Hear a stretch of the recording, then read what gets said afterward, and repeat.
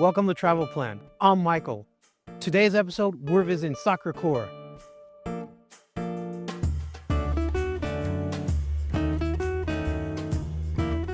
So today, we're visiting Sacré-Cœur in beautiful Montmartre. Usually, I don't take the metro, but Montmartre is a little far from Paris, so I recommend taking it.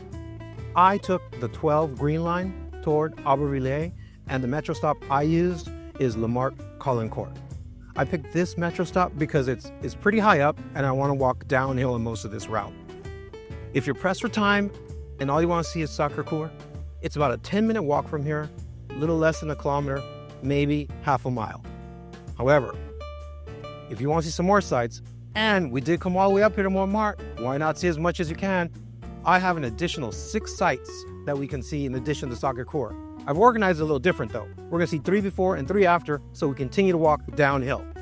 The 3 sites we see before are gonna be Place Dalida, Maison Rose, and Vignes de Clos. The 3 sites we see after are gonna be Place de Tertre, Place de Abbassie, and the Moulin Rouge. So let's go see our first place. Place Dalida is just 4 minutes up these stairs.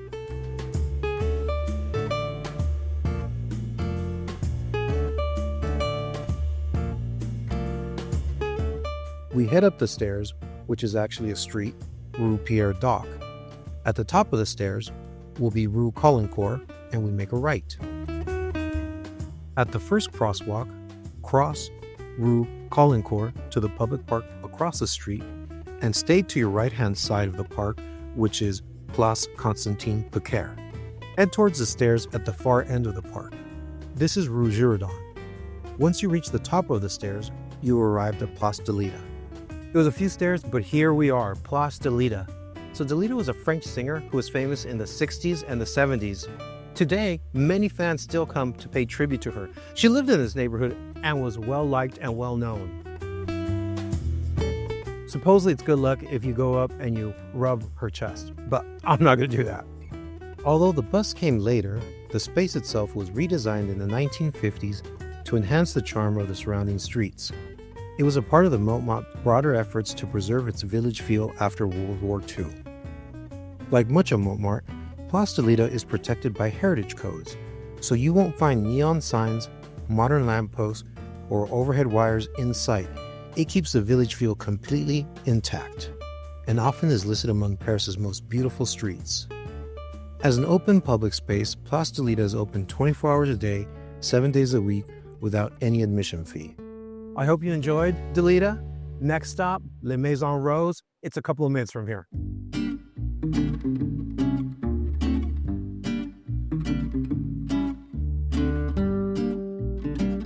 Head down Rue de l'Abreuvoir.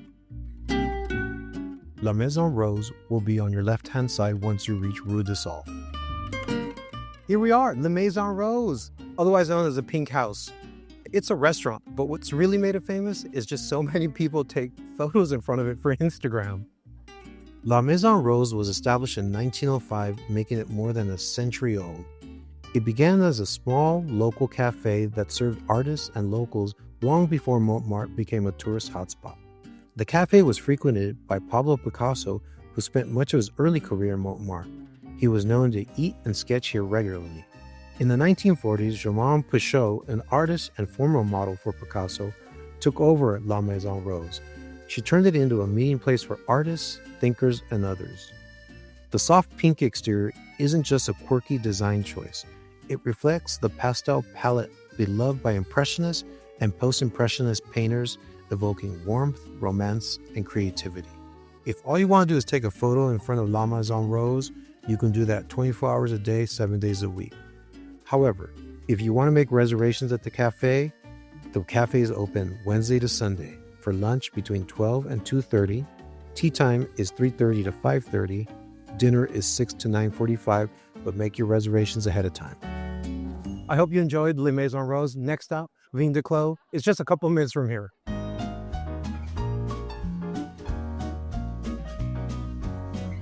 Head down Rue de Sol. Clos Montmartre will be on your right-hand side. Here we are, Vignes de Clos. Its official name is Clos Montmartre, and it's been here since the 12th century. This actual vineyard has been producing wine since 1933, and it's considered the last operational vineyard in Paris proper. I don't know if the wine's any good, but you can buy some if you want. Montmartre has been associated with winemaking for over 200 years, dating back to the Romans. Monks tended vineyards here throughout the Middle Ages, supplying wine to local abbeys and taverns. To resist overdevelopment, locals preserved Clos Montmartre in 1933 as a symbolic act to preserve the hill's identity and charm. Despite its small size, just 1,556 square meters, Clos Montmartre grows over 27 grape varieties, including Gamay and Pinot Noir. The diversity is part of what makes the wine so unique. Every October, the vineyard is the heart of the Fête de Vendange, a traditional grape harvest festival featuring parades, music, dancing, wine auctions, and food stalls. It's one of Paris's most local-feeling events. Clos Montmartre is not open to the public, but private tours are available, so book them online. I hope you enjoyed Vin de Clos. Next up, Sacré-Cœur. It's about 5 minutes.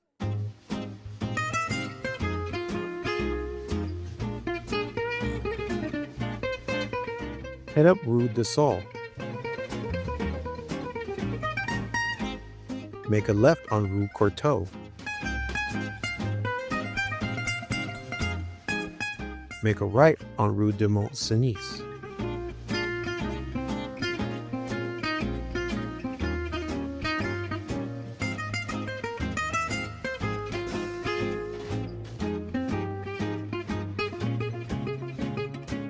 Make a left on Rue des Chevaliers de la Barre, and you will see Sacré-Cœur.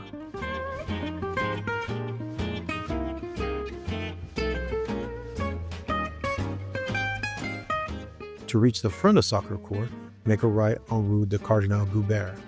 When you come to Sacré-Cœur, be sure to come around the back to this beautiful park, Parc de la Tourloure.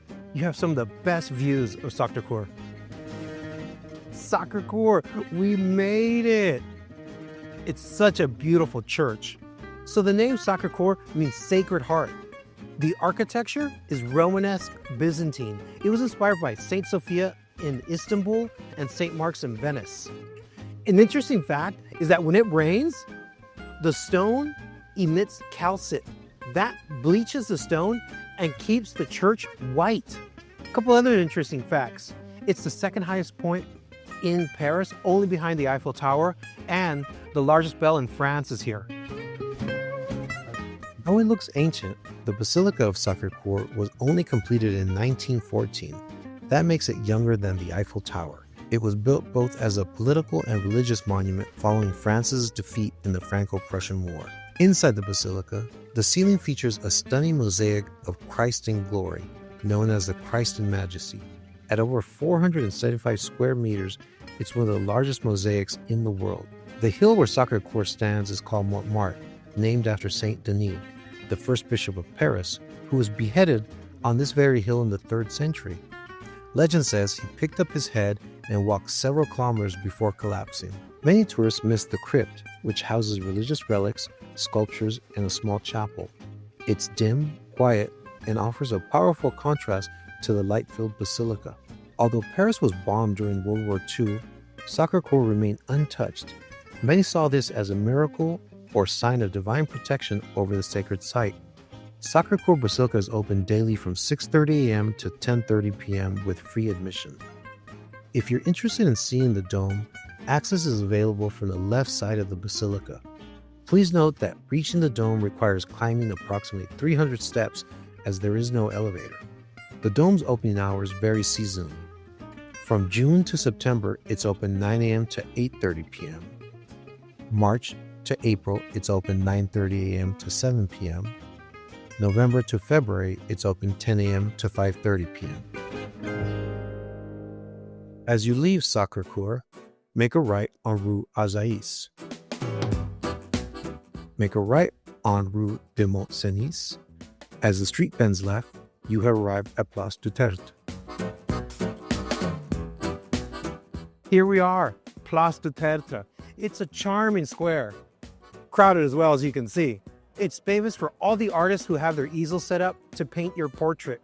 Also, You'll find La Mère Catherine in there, where supposedly the word bistro was created. I hope you enjoy it.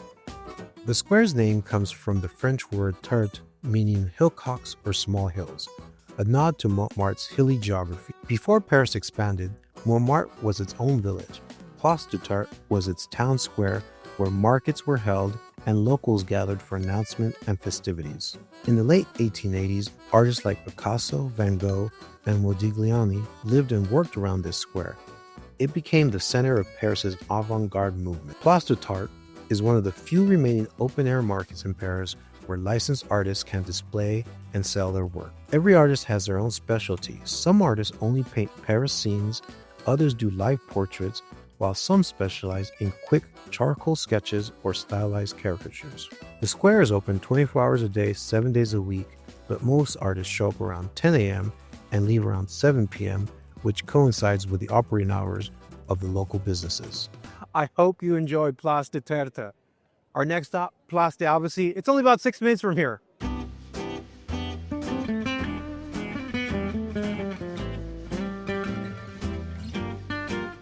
Head back to Rue Azaïs and we have two options to reach the bottom of the hill. Option 1 is to take the funicular, or the stairs next to the funicular, down to the bottom, which end at Place Suzanne Valadon, then make a right on Rue Tardot. Option number 2 is to go back to the front of Sacré-Cœur and use those stairs to reach the bottom of the hill and enjoy views of Paris as you do. At the bottom, make a right at Place Saint-Pierre, which becomes Rue Tardot.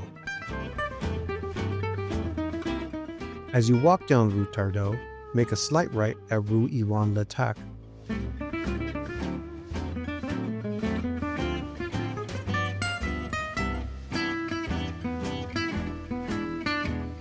Which ends at Place des Abbesses.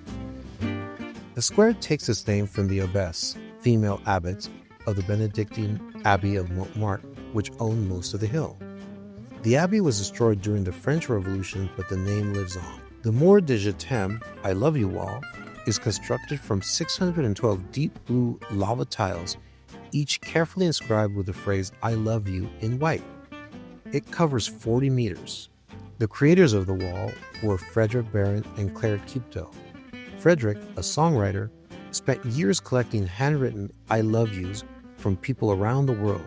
He teamed up with Claire Quito, a calligraphy artist, to bring the wall to life. If you look closely, the wall includes scattered red lines and shapes.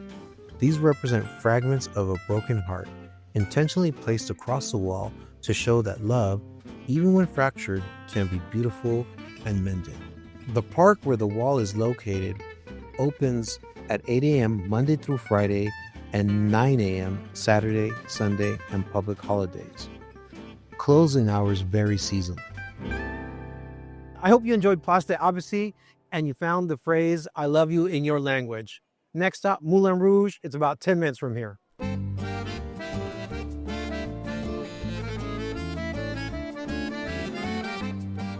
As you leave Place des Abbesses, make a right on Rue des Abbesses. Make sure to enjoy some of the shops and restaurants as you walk down Rue des Abbesses.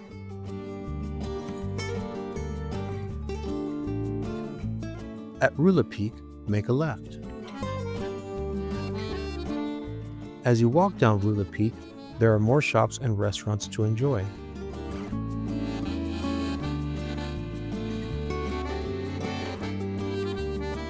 When you reach Place Blanche, Le Moulin Rouge will be on your right-hand side. Here we are, the famous Moulin Rouge. We made it. This was actually called the Jardin du Paris when it first opened because it was an outdoor venue. This is the birthplace of the can-can. It was the most famous cabaret in its day in Paris. Today, you can still catch a show. Moulin Rouge means red windmill, referencing the many windmills that once dotted Montmartre's vineyards and hills. The red color was meant to catch attention and symbolize energy and passion.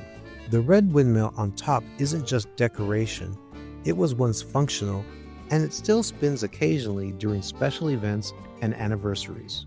The Moulin Rouge was one of the first buildings in Paris to be fully lit by electricity, giving it an unforgettable nighttime glow that drew crowds from all over the city. The cabaret welcomed Aristocrats, workers, artists, and bohemians all under the same roof, something rare in 19th century Paris.